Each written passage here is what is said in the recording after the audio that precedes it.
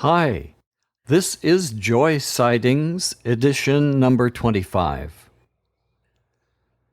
Today we start the book entitled Tales of the Resistance by David and Karen Maines. This is the second book of their trilogy that started with Tales of the Kingdom. I have already recorded that book as part of the Joy Sightings series, and you can start from the first book by using the search button in your podcast program or at the dailybiblereading.info site. The first chapter of that book is in episode 12. To easily find that, search for _012. The tales by David and Karen Maines are told making heavy use of allegory. So today the story again centers on the boy named Hero. We meet our favorite characters again, including Caretaker and Mercy. Hero was born in Enchanted City, the city ruled by the evil sorcerer called the Enchanter. Hero has a scar on his cheek from the time he was branded into the service of the Enchanter. The brand mark was supposed to be on his hand, but he struggled and the hot brand slipped and branded his cheek instead. At the end of the first book, the true king told Hero that he wanted him to leave Great Park, the place where the king still ruled, and return to Enchanted City, where he would work in the resistance movement. Chapter 1 of Tales of the Resistance, entitled Back to Enchanted City.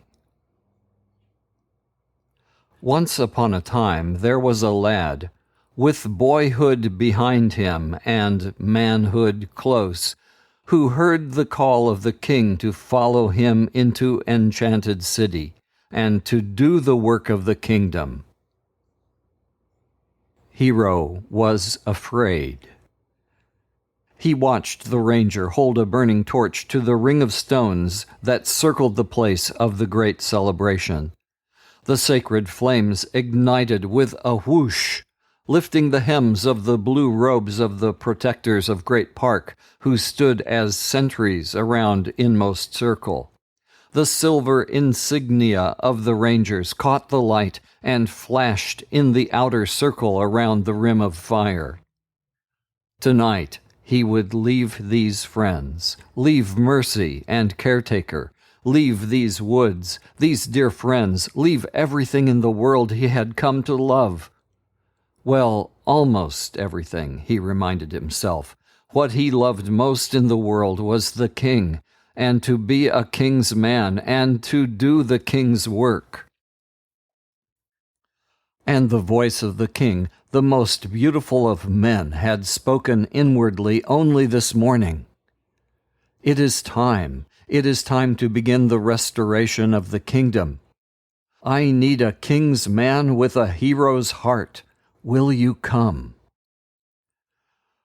Far off, ranger horns sounded from the watchtowers that guarded deepest forest. Croy! Come, come, Croy! Come to inmost circle, come to the solemn assembly. Hero watched as the people he loved made entrance, passed through the sacred flames, and became real. He watched Amanda step into the fire, a ragtag tomboy, and step out, a beautiful, graceful princess. He watched the unhappy woman who had been the orphan keeper's assistant become someone with a mother's smile for all the children who ran to hug her. He saw Caretaker become Ranger Commander. How can I ever go? Thought Hero. How can I leave all this? But he had heard the voice of the king. Come, Hero, it is time. And he knew he must go. So this solemn assembly had been hurriedly gathered for the rite of adoption, for no lad could go back to Enchanted City an orphan. Orphans belonged to the evil enchanter. Hero must be someone's son. He must have proof of parentage to protect him. Dread filled his soul. He thought of the darkness of Enchanted City, where the citizens worked by night and slept by day. He remembered Burning Place, where the dead were burned, all who had died of weariness, of hunger, of heart sickness. In his memory, he saw fire burning the pyre that held his mother's body. She had always said, "There is a king, a real king." Death drums began to beat in his mind, papa, papa din. Visions of burners with hot brands and smoldering pokers flashed. He heard the blows of the breakers, the songs of the naysayers. Nay, nay, nay, nay, nay, nay, clutched his heart with icy fingers. He remembered branding, himself a screaming 5-year-old, and how the hot iron had seared his cheek. For the first time in many months, Hero touched the scar. Here in this place among these people, he was Hero, loved by many. In that terrible place, he was nothing but scum. The people of Enchanted City would point and jeer in the old way, "Scar boy, Scar boy, Scar boy." Suddenly, Hero heard a scream rise out of Enchanted City and fall with a paralyzing moan in his own soul. He raised up his head, startled. It was more than memory. Hero knew it was the voice of the evil enchanter from the dark midst of his palace, the Dagoda, with his fiery head thrown back, with fire priests dancing and their ceremonial bells jangling, jang, chang, chang. "Scar boy!" Hero cowered, standing outside the circle of flames. His heart felt like stone. The hot eye of the enchanter had found him, here in his fear. How could he follow the king if he kept hearing this loud and terrible cry? He would be vulnerable, alone. "Oh, mercy," the lad whispered to the old woman beside him. "I'm afraid. How will I ever find the king? You know I'm not good at recognizing disguises. I can feel the enchanter's hot eye and hear the nay din of the enchanted city and remember the brands and the blows and the stink of Burning Place." The old woman took his hand, and Hero felt the strength of her grasp. Mercy smiled. "Hero, fear is ever the enchanter's ally. Have you forgotten your own powerful weapons?" Hero gulped and shook his head no. The king's name, the humming hatchet, the music of great celebration. No, he had not forgotten. But he doubted their power in Enchanted City. Mercy turned, placing both hands on his shoulders. Hero embraced her. When he fled Enchanted City, he had been a child, and Mercy had been as tall as he. Now her white head rested on his chest, and she felt fragile in his arms. Her voice, however, was heart-high. "Walk right through the fear, Hero. Speak any of the names, His Majesty, His Royal Highness, the one Lord King, and you will outstare any tormentor who faces you. Learn the hum of the hatchet, and no nay din nay, no umfapa will frighten you. Sing the music of the great celebration, dance the steps, and you will kick aside the ashes of death." With that, the two, still holding hands, passed through the circle of sacred flames and became real. Mercy, young and beautiful, and he with a shock, Hero realized he was now wearing the blue cloak of a ranger. Tonight, there was no glad clamor of welcome.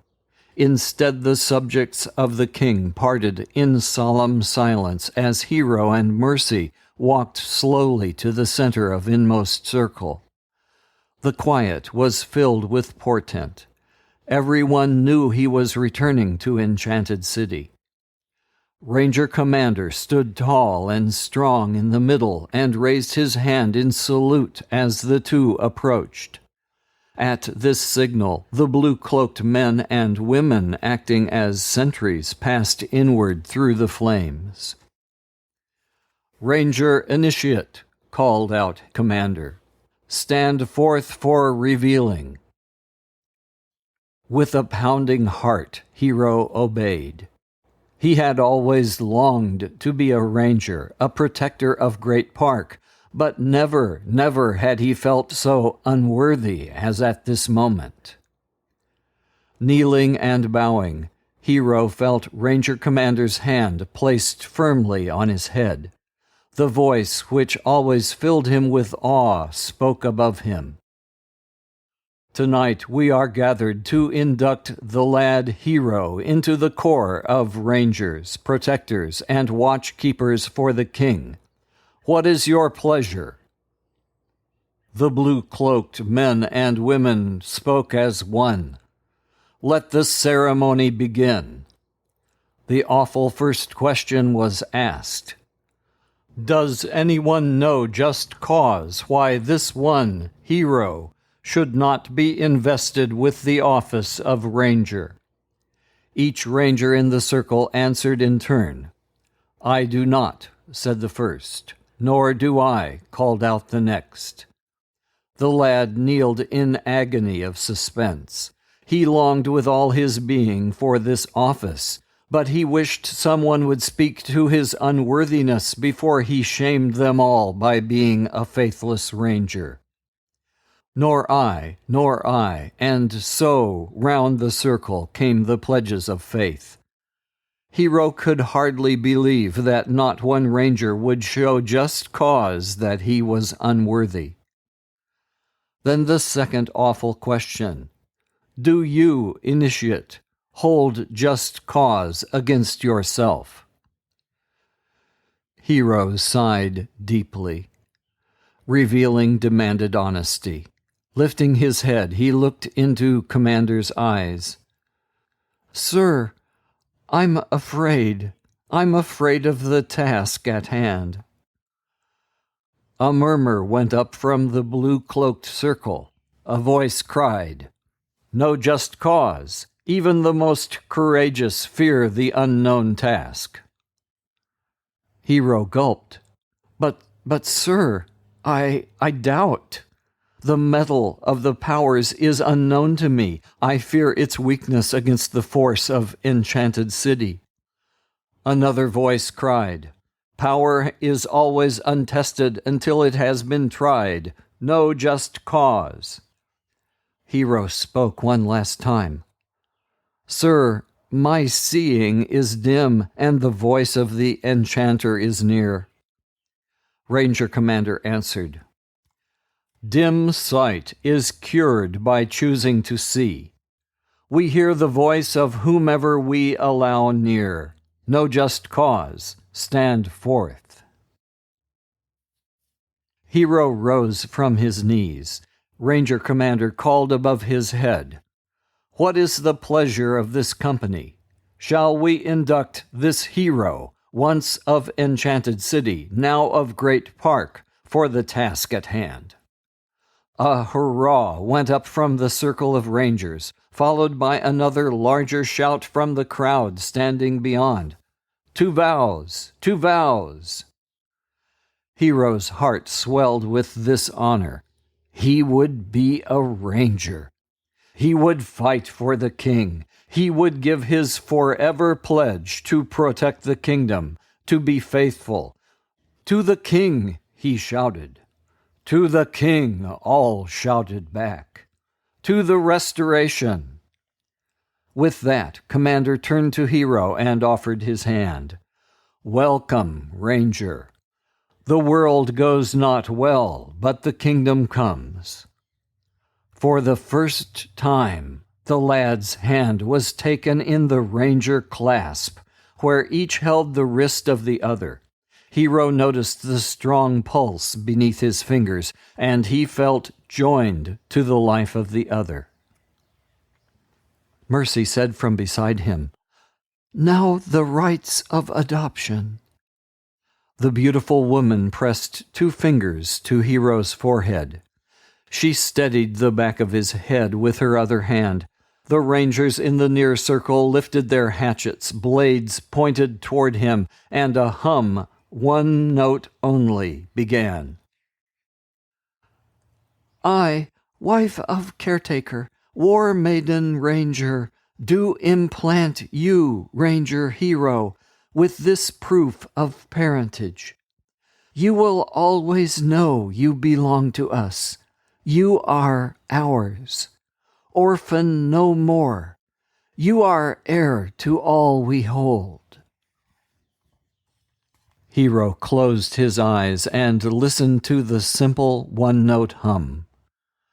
The place on his forehead which Mercy touched grew warm. Then the gentle warmth diffused through his whole body. It was only when he opened his eyes that he realized every hatchet had been sheathed, and that the hum he heard, the 1-note hum, was now in his own brain, in his own ears, in his own heart. The people of Great Park began to leave. Wordlessly they withdrew into deepest forest. Amanda gave him a shy hug. Her eyes glistened with tears.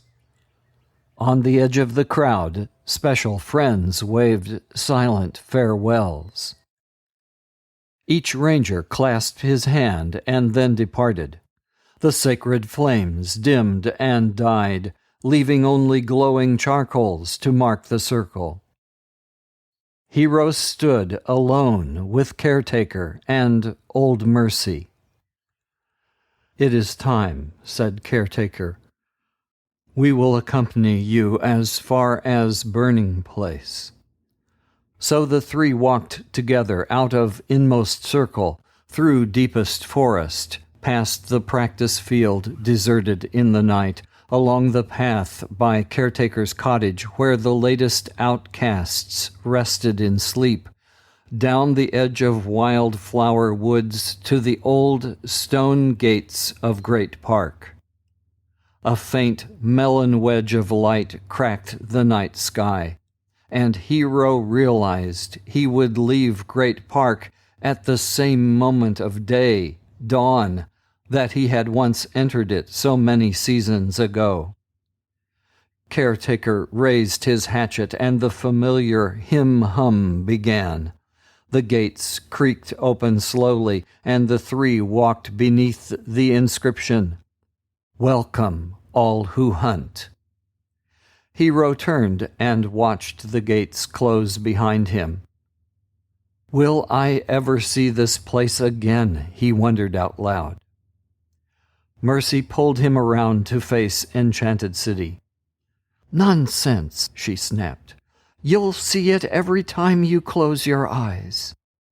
Little as she was now without pity, and her grasp was mighty on his arm.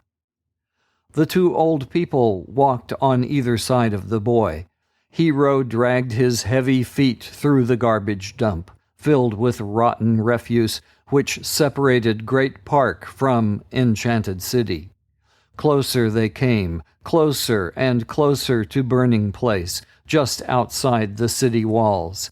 And all the while, Hero sensed that Mercy and Caretaker were growing fainter, dimming somehow here in the rank air that smelled of smoke and fire. They were fading away from him. In the soft light, Hero read a sign which proclaimed, "There is no such thing as a king. Death to pretenders." His feet kicked the soft ashes, and Hero knew he had finally returned, come back to the one place that he hated above all others. Mercy, he whispered. Caretaker? They were gone.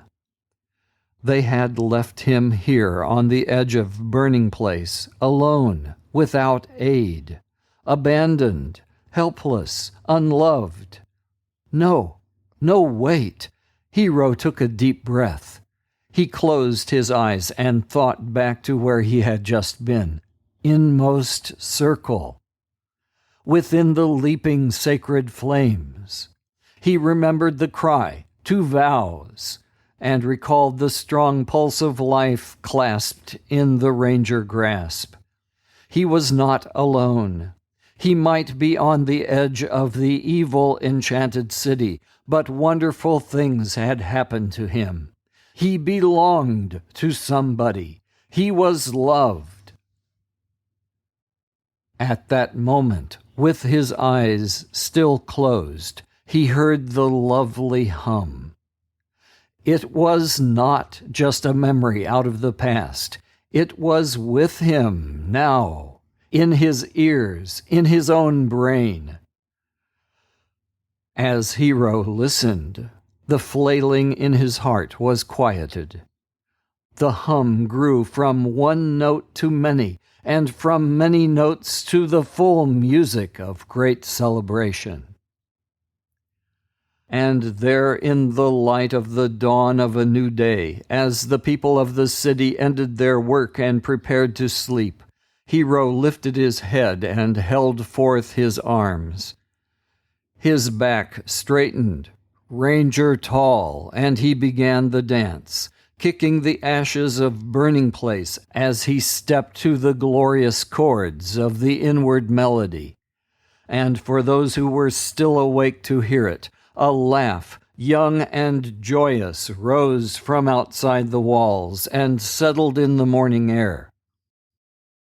For the lad, Hero, discovered that when one belongs to the kingdom, he is never alone in the terrible places of the world. He can always hear the single clear note hum.